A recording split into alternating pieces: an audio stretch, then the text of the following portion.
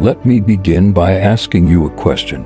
What principles guide your decisions and shape your life? Whether we realize it or not, we all live by certain rules or standards.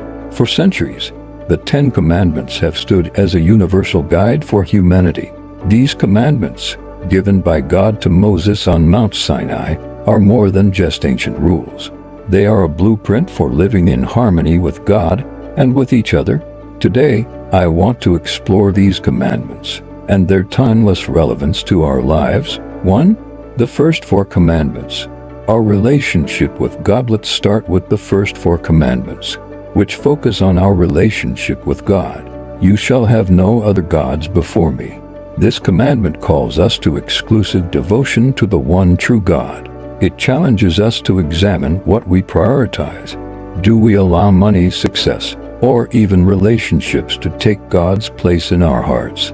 Modern-day idols might not be golden statues, but they are just as real. You shall not make for yourself an idol.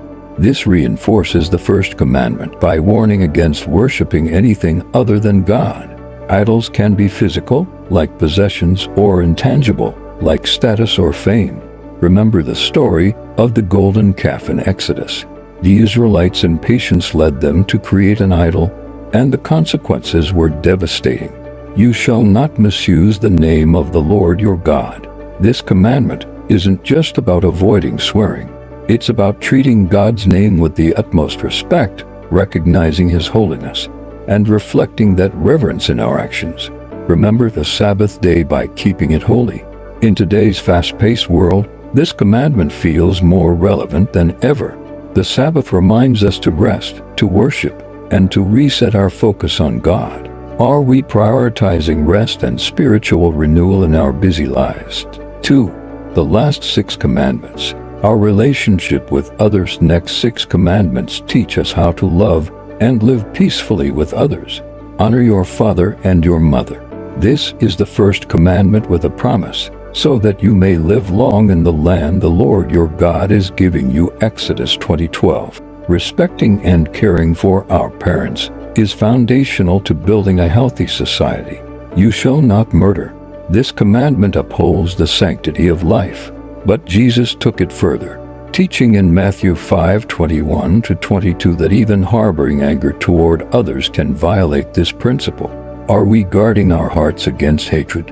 You shall not commit adultery. Faithfulness in marriage reflects God's faithfulness to us.